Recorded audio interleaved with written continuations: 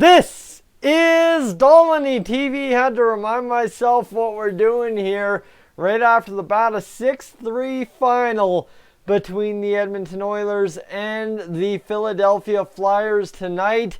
Back in the win column, we get our bounce back. Life is good. Life is grand. We're fine. The only problem is, ladies and gentlemen, I have not seen in a long, long while a 6-3 victory be that sloppy. Okay?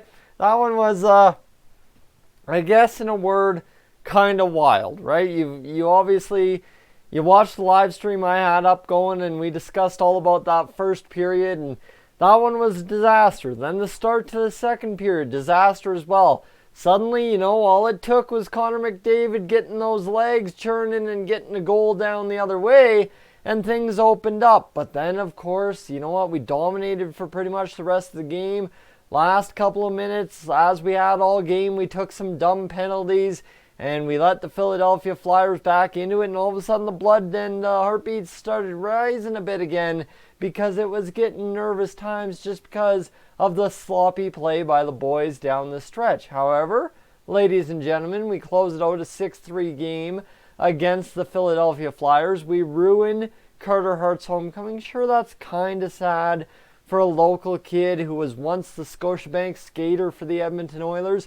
But at the end of the day, I can say anything to kind of try and downplay this W, but in all things being equal, the Oilers are now 6-1-0 and now have 12 points through 7 games of the NHL season. So ladies and gentlemen, that is friggin' fantastic for us. A heck of a game all round. Realistically, you can't deny it was a terrible game, or you can't deny it was a good game, I guess you can say. You can't say it was a terrible game. You can't say it was a throwaway game. This is a win. And thankfully, wins, you can't throw away the 2 points after you receive them. The NHL makes sure you keep them all year long. That's something the NHL is very avid about.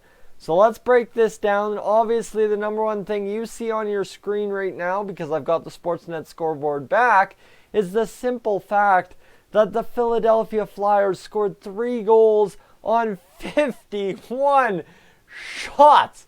Oh my goodness. Okay, pre-game, when I was talking about the game preview, I was kind of laughing at everybody saying, oh man, those fancy stats are going to kill the Oilers. The fancy stats are going to kill the Oilers.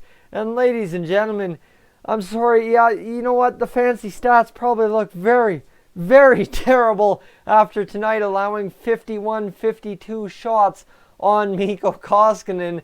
But again, I think Louis DeBrusk, Drew Remenda kind of said it best, is your best players have to be your best players, and they have to play their best.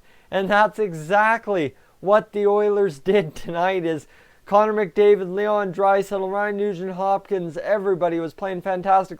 Mikko Koskinen, right? Like just absolute insanity tonight to win a game in which you face 51-52 shots against and win somehow by 3 goals when you only had 22 shots on net. My goodness. Oh, boys, that one doesn't feel good on the heart. But let's get to the scoring summary here, because there is a lot of scoring going on in this game. The whole chart, I actually have to scroll down a bit on my computer to get it all in here. Draisaitl opened it up a minute 13 into the game. Beautiful wrist shot off the far side post, beat Carter Hart. Beautiful play by Connor McDavid to get it across to him. Just fantastic. 100%. And apparently somewhere lost in that is a beautiful pinch by Oscar Klefbom at the blue line to keep that play alive as well. So some credit there to Klefbom, even though he doesn't get an assist. Then all of a sudden, guys, the Flyers kind of took this game over. We got back on our heels. And that's what the suck part about that first period is. It just got a little bit away from us. And Jakob Vorachek, you'll hear his name often when I talk about the Philadelphia Flyers scoring this game, goes in there and scores a power play goal. Yeah, a power play goal. So the penalty kill a bit shakier tonight. But again, stupid penalties will cost you goals. I don't care what you do to solve your penalty kill. Stupid goals, or stupid penalties, as I pick up Zap, will kill you 10 out of 10 every single time. And thank goodness so far this season it hasn't. But tonight it started to, so that's a worrying, troublesome sign there as well. Then 14:52 to go, so 7 minutes after the Vorachek goal, or 14:52 gone in the first period, I should rather. Ethan Bear gets a goal from James Neal and Ryan Nugent-Hopkins. Stay tuned for another mention in Nugent-Hopkins' name coming up right away. And then into that second period, guys, 2-1 after the first. We're just doing everything we can. Koskinen's bailing us out shot after shot to keep us up 2-1. And this weird little play by Chris Russell. He just decides to dump one to the opposing blue line. And I mean, it's totally harmless looking at first glance until you realize, holy crap, Connor McDavid's barring down on Justin Braun, and he's going for a skate, and whoa, Connor McDavid just scored a goal. No way. So yeah, all of a sudden, guys, we've got a couple of names tearing up the old the old Philadelphia Flyers, namely Connor McDavid getting his 5th goal of the season, and then it just poured on from there. We got a good move in his feet penalty kill or power play from Zach Kassian, and that resulted in a Ryan Nugent-Hopkins absolute blistering wrist shot from Leon Draisaitl and Connor McDavid. So Draisaitl picked up his 2nd point of the game. McDavid picked up his 3rd. And then, oh, you thought the scoring was over in the second period. No. Ryan Nugent-Hopkins went out there and scored another goal. But it was a stick save credited to Elliott. They reviewed it and all that. But what happened is seconds later, a scramble in which the puck didn't get covered. And yeah, well, guess what?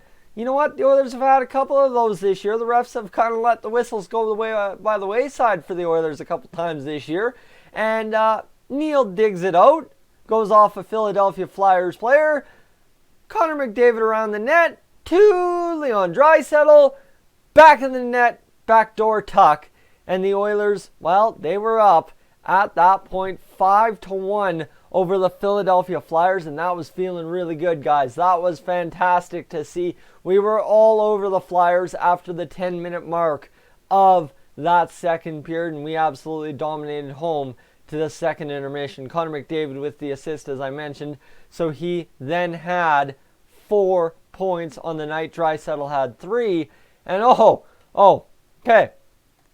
What we're forgetting is there's 2 characters from Connor McDavid's rookie season playing in this game. Okay, let me tee this one up for you. Back in Connor McDavid's rookie season, he was playing the Philadelphia Flyers and he had his collarbone broken, right? We all know that. And we all know that back last year, I think it was December 30th or 31st, Peter Chiarelli traded for the guy that broke Connor McDavid's collarbone. Yeah, we're talking about Brandon Manning. Well, ladies and gentlemen, this evening, Brandon Manning drew in the lineup for an injured Joel Persson. Do you see where I'm going with this? Maybe you don't yet. So Joel Persson's out. That means Chris Russell elevated to play with Klefbom. That's why Klefbom had the secondary assist on the Russell assist on the Connor McDavid flip goal. And then, well, okay, so that means that you have Manning and Benning as a pairing. And man, guys, that's just a worst case scenario for a lot of us as Oilers fans. But Connor McDavid takes a pass from Zach Kassian, carries it into the zone, dump pass to the blue line. And my goodness, against the Philadelphia Flyers of all teams, who is right there to hammer a shot on goal other than Brandon Manning? I kid you not, hockey is one of the weirdest, most coincidental sports you can possibly find on the planet. And ladies and gentlemen, tonight the example is the Brandon Manning goal from Connor McDavid. Sure, whatever, we'll go with it. But I guess, you know what, I can't complain because that's depth scoring in this Oilers lineup, and what that also represents is defensive scoring, which, guys, you know as well as I do how much I am all over the Oilers needing to get lots of defensive scoring this season. You not only get the bear goal, but from your 7th defenseman, overpaid, why is he here, what's he doing, Brandon Manning gets the goal, and I'm going to have to eat my words tonight on him. You know what? I can't crap all over him tonight. He gets the goal. It's a big one because it would have been 5-3 at the end if the Flyers would have gotten it to where they did, so it would have been a lot sketchier than 6-3. However, as I said, things got stupid towards the end. The Oilers started just playing dumb, and point shot by Jakob Vorachek got through. Oscar Lindblom tipped that home to make it a 6-2 game, about with 5 minutes left in that third period. And then Jakob Vorachek on the power play just blistered it. I mean, it's not even a power play. It's a super play. Seriously. A 6-on-3 power play is not a power play. It's a super play. We need to rename that. And Jakob Vorachek absolutely went far side, bang down on Mikko Koskinen to make it a 6-3 game. However, we held on. We survived. Life was good. The Oilers win. Now, heavily outshot 51-21. 5-1 would be about the average, except for it's 5-2. 23-22, the hits category for the Oilers. 31-31, the face-offs. 10 minutes of penalties for the Oilers, and there's not 2 fights in there. That's actual penalties taken.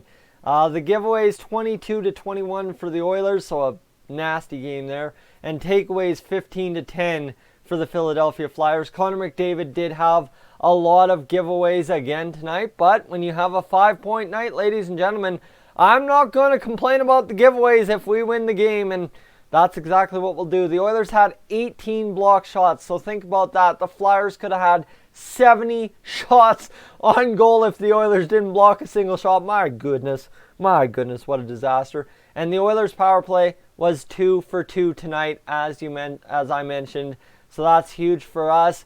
Mikko Koskinen, a .941 save percentage, even though he allowed 3 goals against. Fantastic. The last thing I have to tell you is I didn't catch much of the opening tribute to Ted Green, a former Oilers head coach, Stanley Cup champion multiple times over. I didn't catch that part. What I did catch is what Louis DeBrusk had to say about him. And I mean, Louis DeBrusk has, ever since before I went to school for broadcasting, Louis DeBrusk has been a broadcasting hero to me. I know for a lot of people he's a hockey hero. For me, he's a broadcasting hero.